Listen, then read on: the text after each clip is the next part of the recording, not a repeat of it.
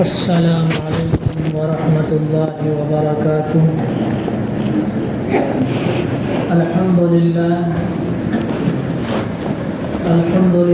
وکفى وسلام علی عباده الذین اصطفى، اما بعد، قال اللہ عز وجل: اقرأ باسم ربک الذی خلق، خلق الانسان من علق، اقرأ وربك الأكرم الذي علم بالقلم علم الإنسان ما لم يعلم۔ وقال الله سبحانه وتعالى: وأن ليس للإنسان إلا ما سعى وأن سعيه سوف يرى، صدق الله العظيم۔ قال رب اشرح لي صدري ويسر لي أمري واحلل عقدة من لساني يفقهوا قولي۔ میرے محترم بزرگوں، عزیزوں، اللہ تبارک و تعالی نے سرکار دو عالم علیہ الصلاۃ والسلام کو آخری رسول اور آخری پیغمبر بنا کر مبعوث فرمایا، لیکن محمد عربی علیہ الصلاۃ والسلام کی بعثت سے پہلے جزیرۃ العرب کے اور دنیا کے جو ایک حالات تھے،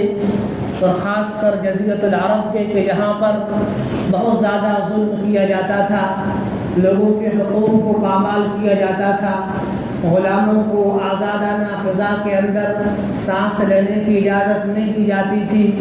چھوٹی سی معصوم بچی کو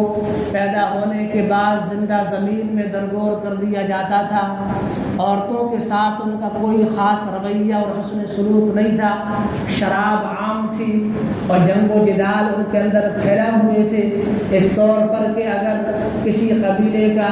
اونٹ اگر دوسرے قبیلے سے پہلے پانی پی لیا کرتا تھا تو اس کی بنیاد پر 40 سال تک جنگیں چلا کرتی تھیں۔ وہ لوگ وصیت کر کے جاتے تھے کہ ہمارا فلاں قبیلے کے ساتھ ایک دشمنی کا معاملہ رہا ہے، لہذا اس انتقام کی آگ کو برقرار رکھنا ہے۔ اس طرح کے ہزاروں فسادات، منکرات اس ماحول کے اندر پھیلے ہوئے تھے، لیکن اللہ تبارک و تعالیٰ کو اس تاریکی کی دنیا کے اندر، اس ظلمات کی دنیا کے اندر ہدایت کا چراغ لے کر بھیجنا تھا، رحمت کی فضاؤں کو عام کرنا تھا، انسانوں کو صحیح سبق سکھلانا تھا، اور انسانوں کا تعلق خدا تبارک و تعالیٰ سے جوڑنے تھا، اور انسانوں کا آنے کا مقصد دنیا میں کیا ہے، اس کے لیے اللہ تبارک و تعالیٰ نے اللہ کے نبی علیہ الصلاۃ والسلام کا اخیر کے اندر، اس ماحول کے اندر جہاں پر لوگ حکومت کرنا پسند نہیں کرتے تھے، لوگ کہتے تھے یہ تو آپس کے اندر لڑتے و جھگڑتے ہیں، ان پر حکومت کرنے سے کیا فائدہ، اس دور کے اندر اللہ تبارک و تعالیٰ نے سرکار دو عالم علیہ الصلاۃ والسلام کو مبعوث کر کے یہ بتا دیا کہ جہاں انسان پھول کے مرجھا جانے کا منتظر ہو، اللہ تعالیٰ پھول کو کھلا سکتا ہے، یا انسان نا امیدی کی فضا کے اندر جی رہا ہو، اللہ تعالیٰ امید کی کرنوں کو بحال کر سکتا ہے۔ لیکن اللہ کے نبی علیہ الصلاۃ والسلام پر سب سے پہلے قرآن کریم کی جو آیت نازل ہوئی، کہا اقرأ باسم ربک الذی خلق، آپ پڑھیے اپنے پروردگار کے نام سے جس نے آپ کو پیدا کیا۔ حالانکہ اتنی ساری برائیاں اس معاشرے کے اندر پائی جا رہی تھی، یہ کہہ دیا جاتا شراب حرام ہے، یہ کہہ دیا جاتا عورتوں پر ظلم نہ کیا جائے، یہ سب سے پہلا حکم ہو سکتا تھا، بیچاری چھوٹی معصوم بچی کو زندہ کیوں کرتے ہو، اس پر حکم لاگو کر دیا جاتا، لیکن سب سے پہلی آیت اللہ تبارک و تعالیٰ نے قرآن کریم کی جو نازل فرمائی اس کو علم کے ساتھ جوڑا، اس لیے کہ بتا دیا جب انسان معلم ہوگا اور متعلم ہوگا اور علمی زبان سے آراستہ اور پیراستہ ہوگا تو اس کو پھر صحیح اور غلط کی پہچان ہو جائے گی، ناجائز اور جائز کی اس کو علم ہو جائے گا، تو اس کو معلوم چلے گا کیا چیزیں معاشرے کے اندر صحیح ہے اور کیا چیزیں معاشرے کے اندر غلط ہے، انسان کس طرف جا رہا ہے اور اس کو کس طرف جانا جانے کی ضرورت ہے۔ اس کے لیے محمد عربی علیہ السلام کو غار حرا کے اندر، اس پہاڑی کے اندر ایک عظیم الشان آیت، ایک عظیم الشان ندا اور ایک عظیم الشان ندا اللہ کے نبی علیہ السلام کو سنائی گئی، اقرأ بسم ربک الذی خلق، خلق الانسان من علق، اقرأ وربک الاکرم الذی علم بالقلم، علم الانسان ما لم يعلم۔ اس کے بعد آپ علیہ السلام نے اس ذمہ داری کو اوڑھا اور اس کے بعد آپ دعوتی مشن کے اندر گامزن ہو گئے، لوگوں کو بتلاتے رہے، سکھلاتے رہے۔ سب سے پہلے صدیق اکبر رضی اللہ تعالی عنہ سے اپنی بیوی کے بعد ان سے جو ملاقات ہوئی تو یہی صدیق اکبر رضی اللہ تعالی عنہ نے کہا فقدت من مجالس قومک، کیا بات ہے آج آپ اپنی قوم کی مجلسوں میں نظر نہیں آ رہے، واتهموک بالعیب لآبائها وامہاتها، لوگ الزام لگا رہے ہیں کہ آپ ان کے آبا و اجداد کو برا بھلا کہتے ہیں، تو آپ نے کہا انی انا رسول اللہ، میں اللہ تعالیٰ کا رسول ہوں، وانا ادعوک الی اللہ، اور تم کو اللہ تبارک و تعالیٰ کی طرف دعوت دیتا ہوں۔ اس کے بعد اس مشن کا آغاز ہوا اور اللہ کے نبی علیہ السلام کے اصحاب کا قافلہ بڑھتا گیا اور لوگ اللہ کے نبی علیہ السلام کے قریب آتے رہے اور قرآنی مشن کو، قرآنی پیغام کو اپنی سینوں کے اندر بساتے رہے، محفوظ ہوتے رہے۔ جتنا جتنا قرآن کا پیغام پھیلتا گیا اتنا معاشرے کے اندر برائیاں ختم ہوتی چلی گئی اور جہاں جہاں تک اس کی کرنیں پہنچی وہاں پر ظلم و ستم کا خاتمہ ہوا اور اللہ تبارک و تعالیٰ نے نور کے چراغ کو بلند و بالا کر دیا۔ اللہ کے نبی علیہ السلام کے صحابہ نے پھر اس کو اپنی سینوں کے اندر محفوظ کیا۔ حضرت حذیفہ رضی اللہ تعالیٰ عنہ فرماتے ہیں کہ ہم اللہ کے نبی علیہ السلام کے سے برائی کے متعلق سوال کیا کرتے تھے، اللہ کے نبی سے فتنوں کے متعلق پوچھا کرتے تھے، کیا فتنے آئیں گے، کتنے فتنے آئیں گے۔ اللہ کے نبی علیہ السلام نے حضرت حذیفہ رضی اللہ تعالیٰ عنہ کو منافقین کے نام بتلا دیے تھے اور فتنوں کے متعلق بھی بتلا دیا تھا۔ اس لیے حضرت عمر رضی اللہ تعالیٰ عنہ کہتے تھے اے حذیفہ کیا میرا نام منافقین کی فہرست میں تو نہیں ہے، اور ان سے یہ کہتے تھے یہ بتاؤ جو ہمارے گورنر جگہ جگہ ملکوں کے اندر ہیں کہ ان کے اندر کوئی منافق تو نہیں۔ اور یہاں تک کہ حضرت عمر رضی اللہ تعالیٰ عنہ جب کسی جنازے کے اندر شرکت کرتے تھے تو یہ دیکھ لیا کرتے تھے وہاں پر حضرت حذیفہ موجود ہے کہ نہیں، وہ موجود ہوتے تو معلوم چلتا یہ کسی منافق کا جنازہ نہیں، اور پھر اس جنازے کے اندر شرکت کرتے۔ تو اللہ کے نبی علیہ السلام نے اس چیز کو حاصل کیا۔ حضرت ابو ہریرہ رضی اللہ تعالیٰ عنہ کے بارے میں کہ وہ سن 7 ہجری کے اندر اسلام لے کر آئے اور 11 ہجری میں سرکار دو عالم علیہ السلام کا وصال ہو گیا۔ 4 سال کی مدت کے اندر احادیث کا ذخیرہ انہوں نے اپنے سینوں کے اندر محفوظ کر لیا۔ وہ بتاتے ہیں کہ جو لوگ مکہ مکرمہ سے آئے تھے وہ تو تجارت کے اندر لگ گئے، مدینہ منورہ کے لوگ زراعت صنعت کھیتی باڑی کے اندر لگ گئے، اور میں اللہ کے نبی علیہ السلام کے پاس لگ گیا۔ میں ان اوقات کے اندر حاضر ہوتا جبکہ دوسرے لوگ حاضر نہیں ہوتے، میں ان چیزوں کو یاد کرتا تو دوسرے لوگ ان چیزوں کو یاد نہیں کرتے۔ اللہ کے نبی سے میں نے ایک مرتبہ حافظے کی شکایت بھی کی کہ یہ یاد ہو جایا کرے۔ اللہ کے نبی نے کہا کہ اپنی چادر کو پھیلاؤ، پھر آپ نے دم کیا اور میں نے چادر کو بند کر لیا۔ اس کے بعد میں اللہ کے نبی سے احادیث کو سنتا تھا اور وہ پھر بھولتا نہیں تھا۔ اللہ ابن جوزی رحمۃ اللہ علیہ نے تلقیح کے اندر لکھا ہے کہ حضرت ابو ہریرہ رضی اللہ تعالیٰ عنہ سے 5374 احادیث مروی۔ تو اس طرح صحابہ اکرام نے اس چیز کو حاصل کیا۔ کثیر بن قیس رضی اللہ تعالیٰ عنہ فرماتے ہیں کہ ہم دمشق کی جامع مسجد میں حضرت ابو الدرداء رضی اللہ تعالیٰ عنہ کے ساتھ بیٹھے ہوئے تھے۔ مدینہ منورہ سے ایک شخص آیا اور کہنے لگا اللہ کے نبی کی فلاں حدیث جو آپ کو معلوم ہو وہ آپ سنا دیں۔ تو حضرت ابو الدرداء رضی اللہ تعالیٰ عنہ نے فرمایا کیا تم نے ایک حدیث کے لیے اتنے دور کا سفر کیا ہے، کوئی اور تجارت مقصد مقصد نہیں، کیا اور کوئی کام مقصد نہیں؟ کہا کہ صرف میں نے ایک حدیث کے لیے مدینہ منورہ سے دمشق کا سفر کیا ہے۔ تو ایک ایک حدیث کے لیے لوگ سفر کیا کرتے تھے۔ سعید بن مسیب رحمۃ اللہ علیہ فرماتے ہیں انی لاسیر ثلاثا فی الحدیث الواحد، ایک ایک حدیث کے لیے میں تین دن تک پیدل چلا کرتا تھا اور حدیثوں کو جمع کیا کرتا تھا۔ امام شافعی رحمۃ اللہ علیہ جو بڑے محدث ہیں، انہوں نے اپنے شاگردوں کو طلباء کے سامنے احادیث کو سنایا اور یہ کہا کہ یہ احادیث تو تم کو مفت کے اندر فری میں بغیر کسی مجاہدہ و مشقت کے اندر مل گئی، لیکن میں نے انہی حدیث کے لیے ملکوں کا دورہ کیا ہے۔ تو اللہ کے نبی علیہ السلام کے صحابہ نے اس علم کو سمجھا تھا، محفوظ کیا تھا، وہ جانتے تھے کہ یہ علم وہ ہے جو انسانوں کو صحیح راستے کی طرف لے کر جائے گا، جو انسانوں کو صحیح باتیں سکھلائے گا اور معاشرے کے اندر خیر پھیلے گا اور برائیوں کا خاتمہ ہوگا۔ یہ تب ہوگا جب اس علم کا رشتہ اللہ تبارک و تعالی سے ہوگا۔ حضرت عبداللہ بن عباس رضی اللہ تعالیٰ عنہ بیان فرماتے ہیں کہ ہم نے اللہ کے نبی علیہ السلام کی وفات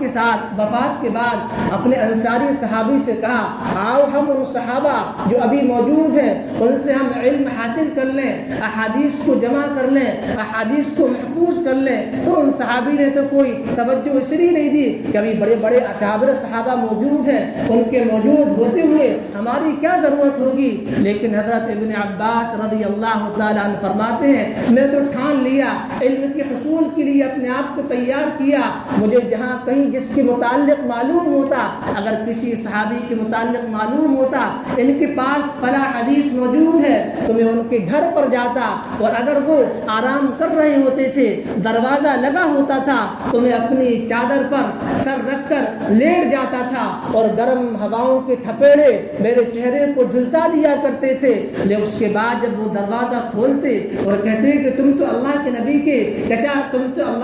کے چچازاد بھائی ہو، تم نے کیوں تکلیف کی، تم ہم سے کہہ دیتے، ہم تمہیں آ کر حدیث کو سنا دیتے۔ لیکن ابن عباس رضی اللہ تعالیٰ عنہ فرماتے کہ حدیث کا مشتاق، حدیث کا طلبگار میں ہوں، لہٰذا یہ میری ضرورت ہے کہ میں ان لوگوں کے پاس جاؤں جن کے پاس حدیث کا ذخیرہ ہے۔ تو سرکار دو عالم علیہ السلام کے صحابہ ابن عباس رضی اللہ تعالیٰ عنہ ان کا طائف کے اندر انتقال ہوا۔ اس موقع پر حضرت علی رضی اللہ تعالیٰ عنہ کے بیٹے امام محمد رحمۃ اللہ علیہ نے یہ کہا تھا کہ آج اس امت کا امت ربانی رخصت ہو گیا، اور حضرت عمر رضی اللہ تعالیٰ عنہ تو علماء کی ممتاز صف کے اندر ان کو جگہ دیا کرتے تھے، تفسیری نکات سے واقف تھے، شان نزول سے واقف تھے اور قرآن کریم کے بڑے ماہر تھے، ان کو حبر الامہ کے لقب سے یاد کیا جاتا تھا۔ لیکن یہ ساری کی ساری چیزیں کب آئی تھی؟ جب انہوں نے اس کے لیے محنت کی تھی، جب انہوں نے اس کے لیے تگ و دو کیا تھا۔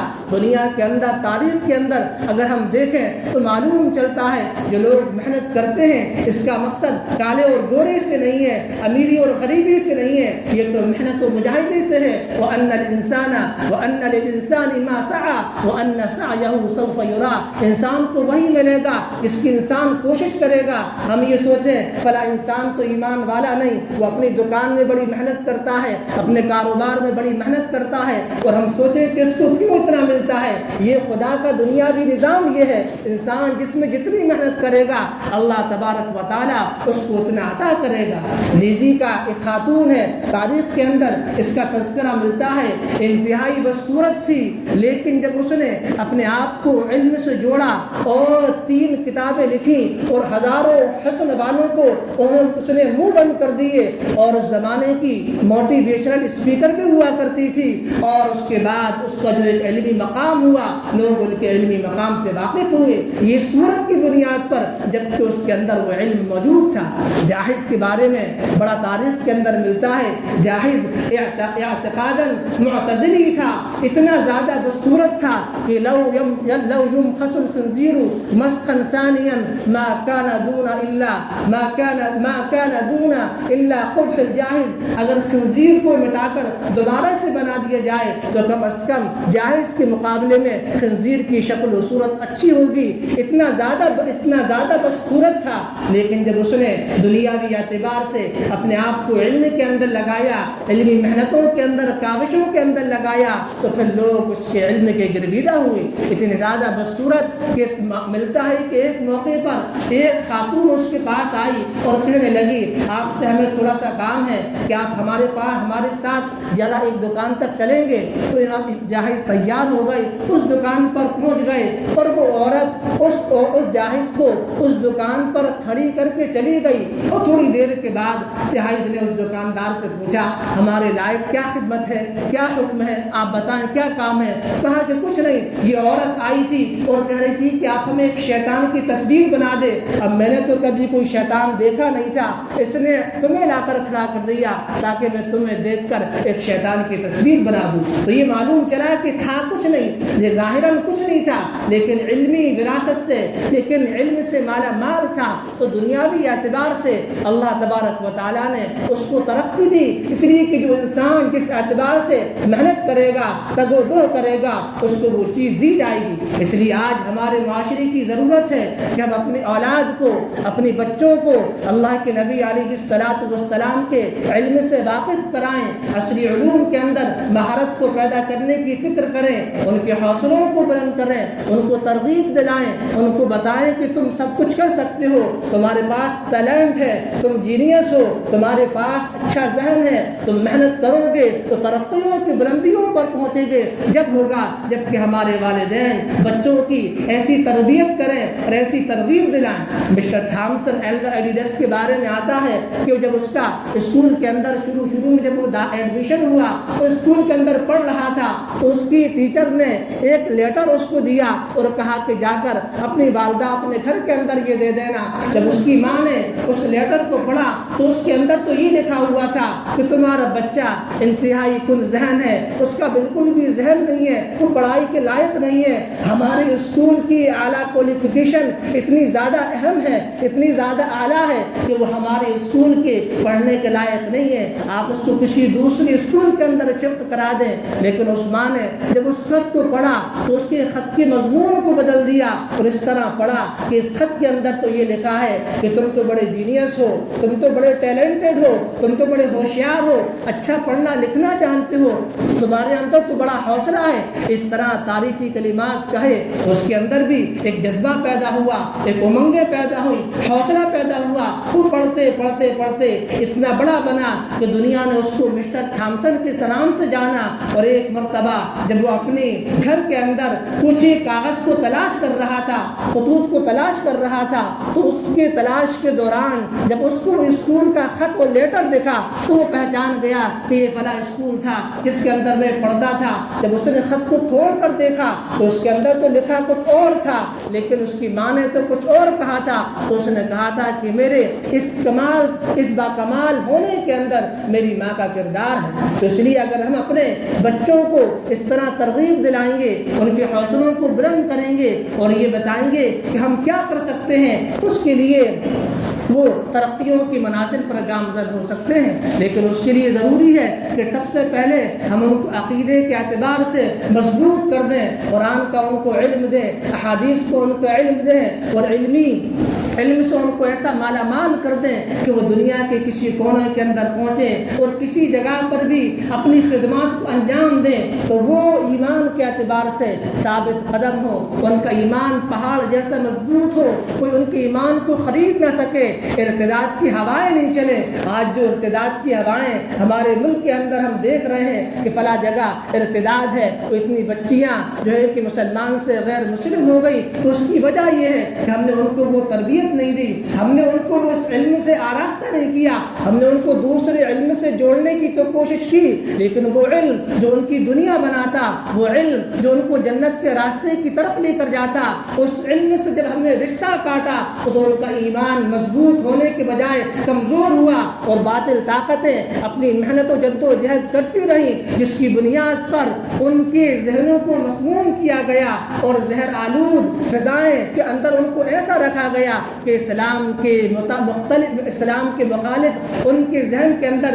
ایسے بیج بو دیے گئے کہ اسلام کے اندر یہ خرابی ہے اور اسلام کے اندر یہ خرابی ہے۔ اس لیے کہ اگر ہم شروع سے ان پر محنت کرتے اور ان پر نگاہ رکھتے اور یہ سمجھتے کہ سب سے پہلا کام تو یہ ہے کہ یہ قرآن پڑھنے والے ہوں، وہ کم از کم اردو سے واقف ہوں، اردو کی کتابوں کا مطالعہ کرنے والے ہوں اور مسلسل قرآن سے حدیث سے اللہ کے نبی علیہ الصلاۃ والسلام کے اصحاب سے مسلسل جڑے ہوں اور ان کے نمونہ صحابہ ہوں اور ہماری بچیوں کے نمونہ ازواج مطہرات ہوں، بنات طاہرات ہوں، حضرت عائشہ حضرت فاطمہ ہوں، تو پھر ان کے ایمان کے بک جانے کا اور ایمان سے ہٹ جانے کا کوئی سوال پیدا نہیں ہوتا۔ اس کی ضرورت ہے کہ ہم ایسی فضاؤں کو قائم کریں، مکاتب کے نظام کو مضبوط کریں، گھروں کے اندر قرآن کے حلقوں کو قائم کریں، آپس کے اندر مذاکرہ کریں، قرآن کے اندر واقعات جو بیان کیے گئے ہیں ان واقعات کا تذکرہ کریں، صحابہ کے واقعات کا تذکرہ ہو، گھروں کے اندر تعلیم کا ایک منظم نظم ہو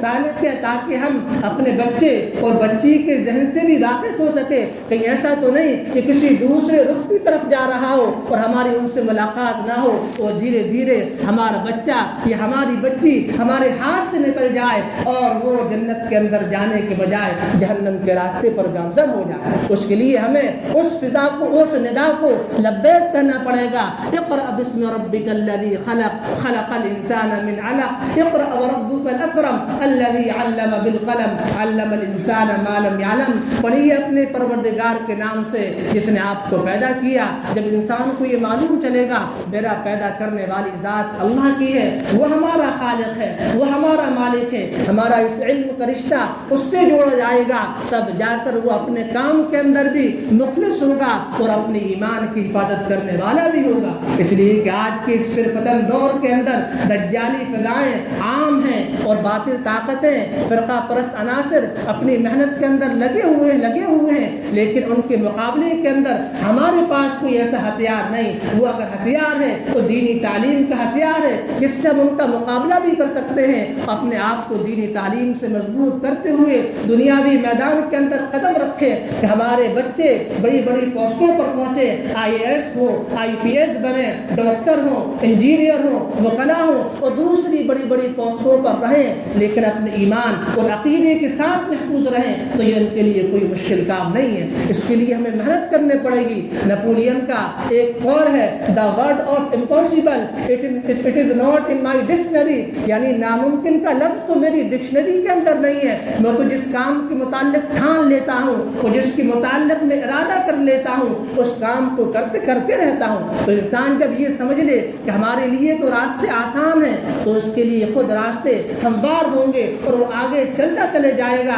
ڈاکٹر APJ عبد الکلام صاحب کہا کرتے تھے کہ سپنے وہ نہیں ہوتے جو انسان سونے کے بعد دیکھتا ہے، سپنے تو وہ ہوتے ہیں جو انسان کو سونے نہیں دیتے۔ انسان لیٹے تو اس کے سامنے مقصد ہو، اپنا ایک مشن ہو، اس کے سامنے ایک ہدف ہو، ایسا نہ ہو کہ ہم